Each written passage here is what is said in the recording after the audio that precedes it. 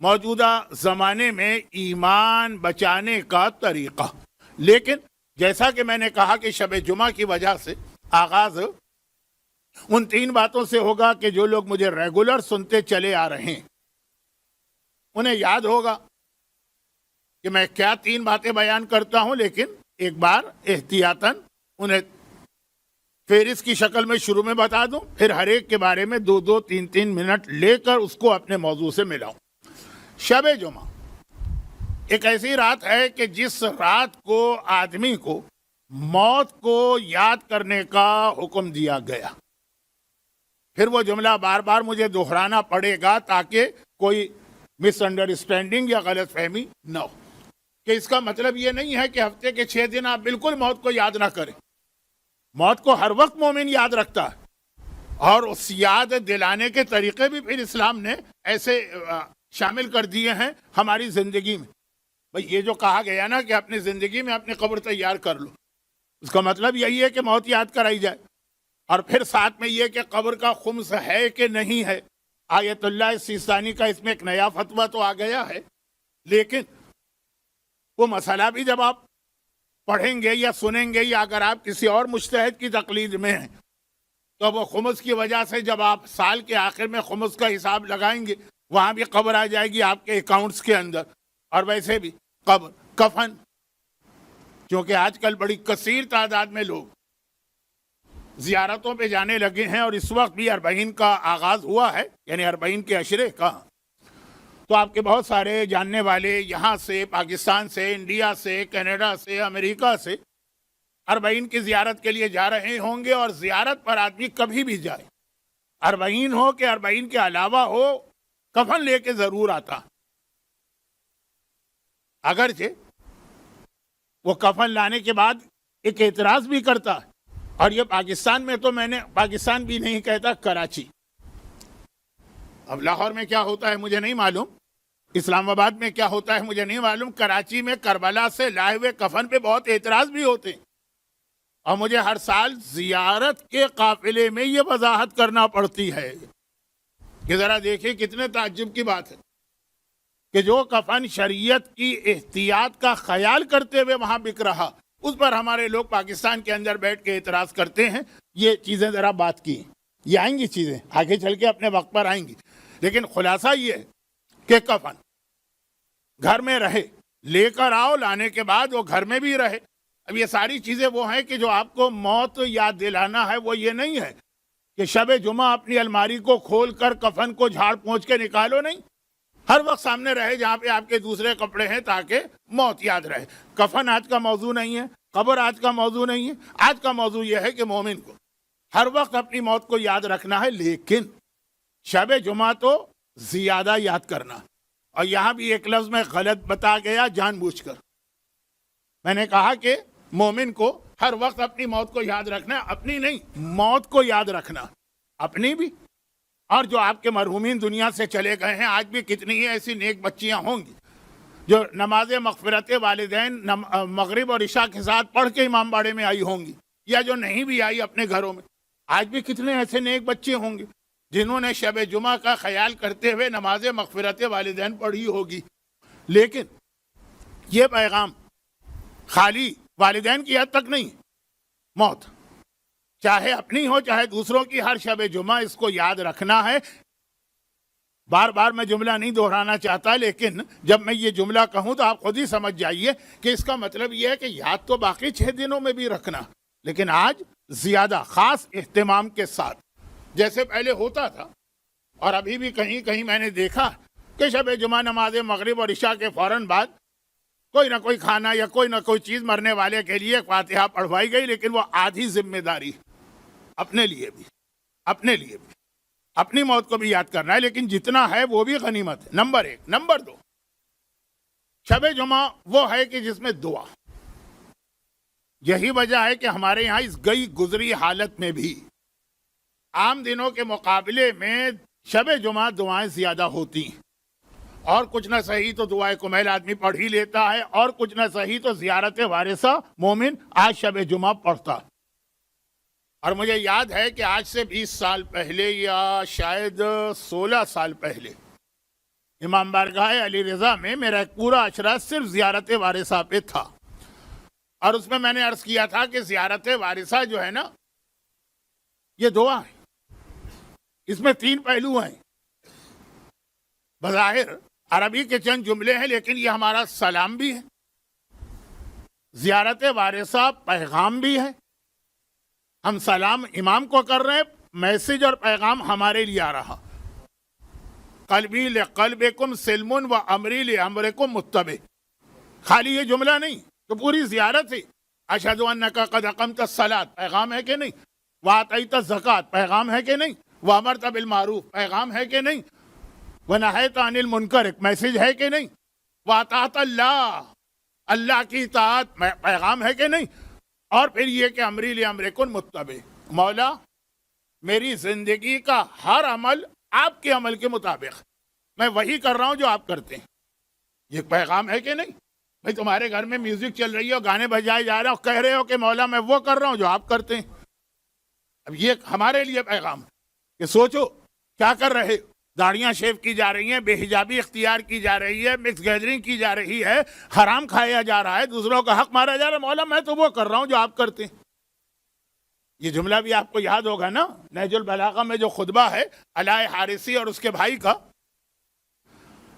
بہت چھوٹا سا خطبہ ہے، اور یہ بھی ہمارے جو اصل موضوع ہے اس کی تمہید بنے گا۔ لیکن اس کا ایک جملہ کہ جب مولا نے جا کے اسے ڈانٹا کہ تم کیا کر رہے ہو، اس طرح زندگی گزاری جاتی، کہا مولا میں تو وہ کر رہا ہوں جو آپ کر رہے ہیں، اور وہ اس بات میں سچا تھا۔ یاد کیجئے نا وہ بہت مشہور خطبہ علاء حارثی اور اس کے بھائی عاصم کا، پھٹے ہوئے کپڑے پہن لیے، مولا آپ بھی تو ایسے کپڑے پہنتے ہیں، سوکھی روٹی کھانے لگا، آپ بھی تو یہی غذا کھاتے ہیں، گھر چھوڑ کے درخت کے نیچے رہنے لگا، مولا آپ کا ٹوٹا ہوا گھر ہے۔ اس کے باوجود وہ تو واقعاً وہی کر رہا ہے جو علی کر رہے تھے، اس کے باوجود مولا نے ڈانٹا۔ اور ہم تو جو کچھ کر رہے ہیں اپنے گھروں میں، اور پھر یہ جملہ کہیں کہ آقا حسین میں تو وہی کر رہا ہوں جو آپ کرتے ہیں۔ ہم اپنے مظلوم آقا کی کیا تصویر دنیا کے سامنے پیش کر رہے ہیں، اگر ہمارے گھروں میں وہ نہ ہوتا ہو۔ لیکن بعد میں اس پہ بات ہوگی، ابھی تو میں اس کو یہاں روکتا ہوں کہ زیارت وارثہ کے جملے یہ سلام نہیں ہے، یہ پیغام ہے۔ تو زیارت اپنی جگہ پہ سلام بھی ہے آقا کو، اور خوش قسمت لوگوں کو ابراہیم مجاب کی طرح جواب بھی ملتا ہے، پھر ایک پیغام بھی ہے اپنے لیے۔ اور سب سے جو اس کا اہم ایک حصہ ہے وہ یہ کہ دعا بھی ہے۔ بہترین روزی اور رزق کے لیے دعا زیارت وارثہ ہی۔ اور چونکہ میں بھی اس پہ پڑھتا ہوں، علماء بھی پڑھتے رہتے ہیں، میں تو ایک طالب علم، تو میں اس کی تفصیل میں نہیں جا رہا۔ اس زیارت وارثہ کا ذکر کہا گیا کہ اس گئی گزری حالت میں بھی شب جمعہ کو لوگ زیادہ دعائیں پڑھتے ہیں یا مانگتے ہیں۔ تو یہ تیسرا پیغام بھی لوگوں کے ذہن میں تھوڑا تھوڑا تو ہے کہ آج کی رات دعا کی رات۔ اب اس کا مطلب یہ نہیں کہ اتوار کے دن ہمیں کوئی مسئلہ پیش آیا تو ہم نے کہا کہ نہیں ابھی ٹھہر جاؤ، انتظار کر لو شب جمعہ آ جائے، دعا تو شب جمعہ ہے۔ نہیں، دعا ہر وقت، جہاں پرابلم ہو، جہاں پریشانی ہو، جہاں مصیبت، وہاں پہ دعا مانگنا ہے، لیکن شب جمعہ زیادہ۔ اب یہ 3 پیغام، اور میرا اصل موضوع موجودہ زمانے میں ایمان کی حفاظت، اس میں یہ تینوں چیزیں ہوں گی۔ ابھی تو 2 چیزیں ہوں، اور تیسری چیز جو بیچ میں ذرا کم ہو گئی تھی شروع اسلام میں، یا جو شروع زمانے کے صاحبان ایمان تھے ان کے پاس یہ چیز تھی، اور آج کل دوبارہ آ گئی ہے، لیکن درمیان میں ذرا سا یہ تیسرا پیغام تھوڑا ڈم ہو گیا تھا، یہ مدھم ہو گیا تھا، وہ ہے امام زمانہ۔ اب امام زمانہ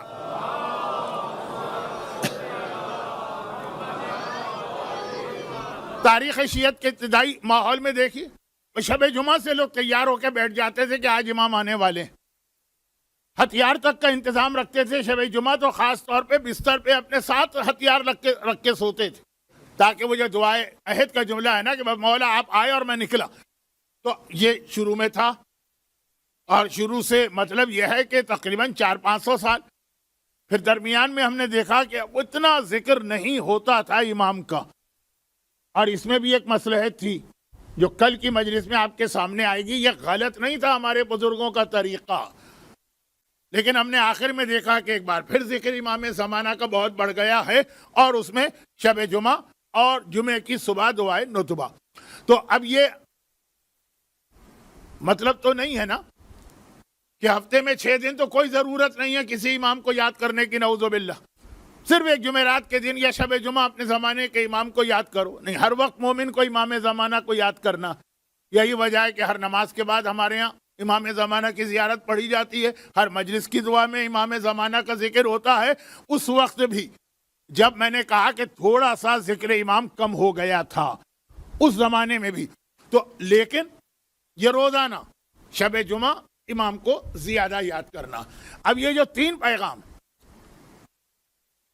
یہ 3 پیغام، اچھا یہ اس میں سے پہلے 2 پیغام موت اور دعا، وہ امام زمانہ کے ذکر سے بھی جڑا ہوا، یعنی اگر امام زمانہ آ جائیں گے تو دوسری چیز کی ضرورت نہیں رہے گی، پھر وہ دعا حاجت کے اعتبار سے نہیں ہوگی، معرفت خدا کے اعتبار سے ہوگی، جیسے چوتھے امام نے صحیفہ کاملہ کی دعائیں، وہ کوئی حاجت کے لیے دعا نہیں، وہ تو ابھی آپ نے اشرا سنا۔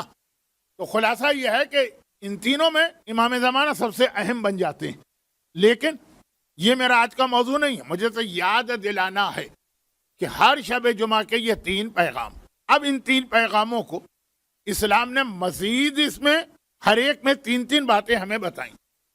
موت ہو اس میں بھی 3 باتیں، دعا ہو اس میں بھی 3 باتیں، امام زمانہ ہو اس میں بھی 3 باتیں۔ پہلی بات تو ابھی جو میں نے بتائی ہے، تقریباً 15 منٹ تو ہو گئے مجھے آپ کو زحمت دیتے ہوئے۔ پہلی بات تو یہ ہے کہ 3 چیزیں، تینوں کو یاد رکھو، بھولنے نہ پاؤ، ذہن سے نہ نکلنے پائے، غافل نہ ہونے پاؤ، ہر وقت یہ یاد رکھو، یاد رکھو، موت کو یاد رکھو، دعا کو یاد رکھو، امام زمانہ۔ نمبر 2، خالی یاد نہیں رکھو، تینوں چیزیں وہ ہیں جس کے لیے کوشش ضروری، تینوں کے لیے کوشش ضروری۔ موت کو خالی یاد کرنے کا کیا فائدہ؟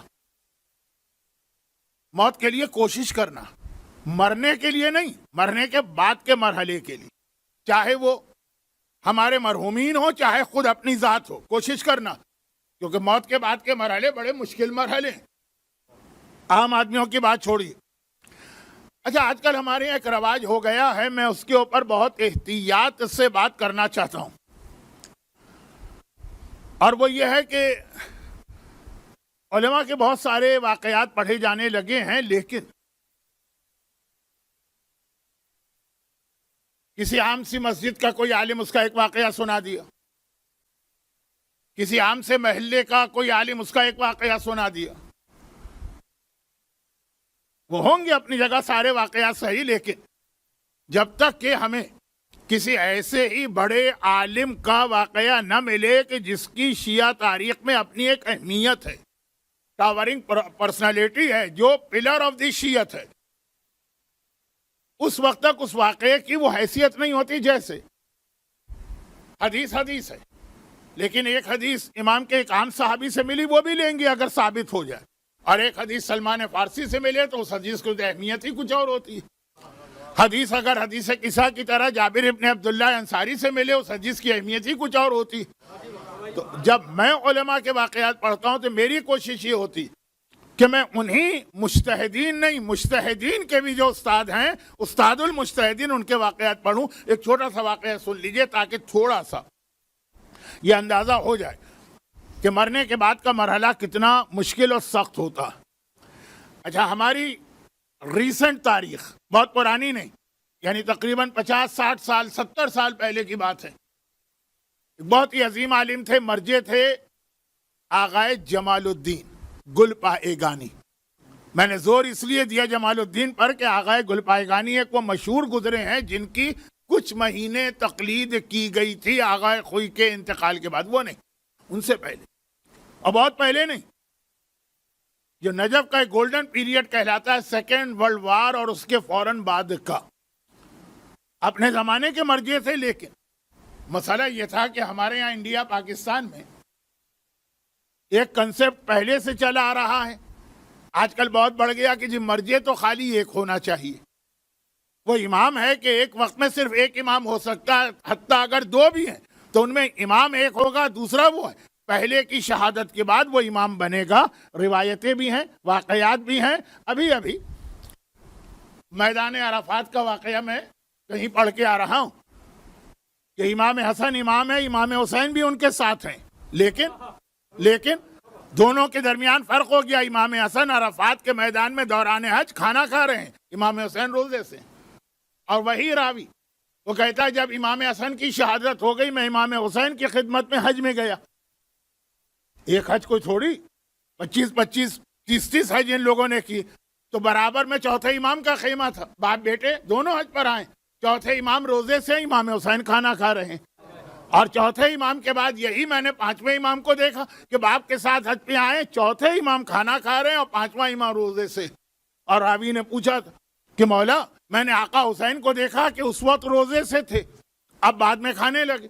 آپ کو دیکھا, آپ کے بابا کو دیکھا چوتھے امام کو کہ جب وہ امام حسین کے ساتھ حج پہ آتے تھے تو روزہ رکھتے تھے, اور جب اکیلے آئے آپ کے ساتھ تو کھانا کھا رہے ہیں. تو جواب دیا کہ حسن حسین کے زمانے میں حسن امام تھے, ان کی زندگی صاحبان ایمان کے لیے ایک رول ماڈل تھی, اس لیے وہ کھانا کھا رہے تھے. حسین اللہ کی وہ عبادت کر رہے تھے. پھر میرے بابا کے زمانے میں ان کے بابا امام تھے, چوتھے امام 12 اماموں میں شامل ہیں. امامت کا اس وقت تک اعلان نہیں ہوا تھا. تو باقی روایت آپ خود سمجھ جائیے. تو خود معصومین کے یہاں ہمیں یہ جملے ملتے ہیں کہ ایک وقت میں ایک ہی امام ہوگا. اگر ایک سے زیادہ امام ہیں, جو روزے ازل سے پروردگار نے 12 امام رکھے, لیکن امامت کا عہدہ ایک کے پاس ہے. ہمارے ہاں بعض لوگ یہ ڈیمانڈ مرجے سے کرتے ہیں کہ ایک وقت میں صرف ایک مرجع ہونا چاہیے, 2 کہاں سے آ گئے. اچھا, ایک تو یہ ہوا سوال. اس کے بعد پھر اگلا جملہ یہ ہوتا کہ اس سے پہلے تو ہم نے کبھی یہ نہیں سنا. یہ بڑا خطرناک جملہ. اس کا مطلب یہ ہے کہ اسلام وہ ہے جو ہم نے سنا, بس. جو ہم نے نہیں سنا وہ اسلام نہیں ہے, وہ دین نہیں ہے, اس کا کوئی تعلق خدا اور رسول سے نہیں.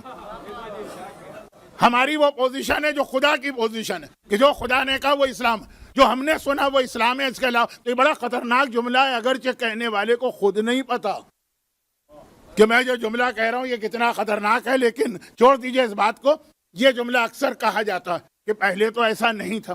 اور میں کہتا ہوں کہ شیخ طوسی کا زمانہ چھوڑ کر پوری شیعہ تاریخ میں کوئی زمانہ دکھا دیجئے جب صرف ایک مرجع رہا ہو. ایک تو چھوڑے, خالی 2 رہے, 8 10 مرجع ہر دور میں ہمارے یہاں رہے ہیں, اور کوئی اس میں تعجب کی بات بھی نہیں تھی, اور لوگ اپنی اپنی تحقیق کے مطابق تقلید کرتے تھے. مسئلہ کیا تھا؟ مسئلہ یہ تھا کہ چونکہ اس زمانے میں کمیونیکیشن کے وسائل بہت کمزور تھے.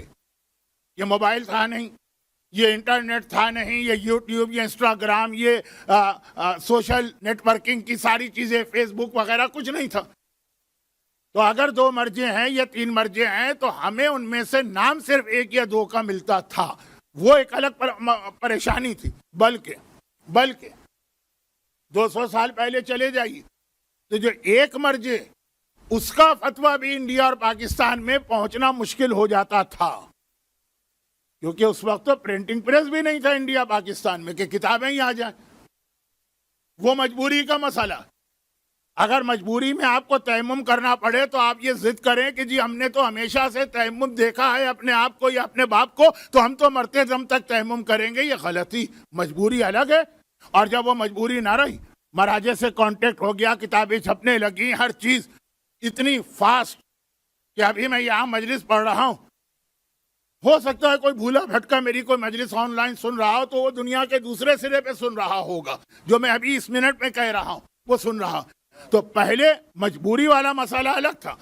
مسئلہ پتہ کیسے چلے. چنانچہ انڈیا میں اور بلکہ پاکستان تو بنا بھی نہیں تھا, انڈیا میں وہ جو ایک مرجع ہوتا تھا اس کی بھی تقلید نہیں ہوتی تھی, کیونکہ اس سے رابطہ نہیں ہو سکتا ہے, ایکسس نہیں ہے, اس کے مسئلے نہیں آ سکتے. تو خیر یہ ایک طرف رکھیے بحث, یہ میرا موضوع ہے نہیں, میں کہاں سے کہاں نکل گیا. میرا موضوع یہ کہ ہر دور کئی مرجع رہے ہیں, اور خصوصیت کے ساتھ جو پچھلی صدی گزری ہے اس میں تو 7 8 9 بڑے بڑے مرجع گزرے ایک وقت میں. اب ہمارے یہاں نام تو آتا تھا, مثلا یہ جن کا میں نے نام لیا آقا جمال الدین گل پائے گانی, یہ آغائے بروجردی اور آغائے محسن حکیم کے زمانے کے تھے. چنانچہ ان دو ناموں کو تو انڈیا پاکستان کے بزرگ لوگ جانتے ہیں، لیکن اتنی بڑی شخصیتیں تھیں دونوں کہ پھر اس کے بعد جو ذرا ان سے رتبے میں کم ہیں ان کا نام نہ آ سکا. یہ آقا جمال الدین گل پائے گانی.